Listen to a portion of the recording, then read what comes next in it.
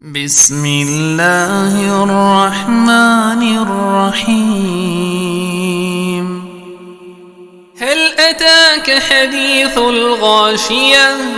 وجوه يومئذ خاشعة عاملة ناصبة تصلى نارا حامية تسقى من عين آنية ليس لهم طعام إلا من ضريع لا يسمن ولا يغني من جوع وجوه يومئذ ناعمة لسعيها راضية في جنة عالية لا تسمع فيها لاغية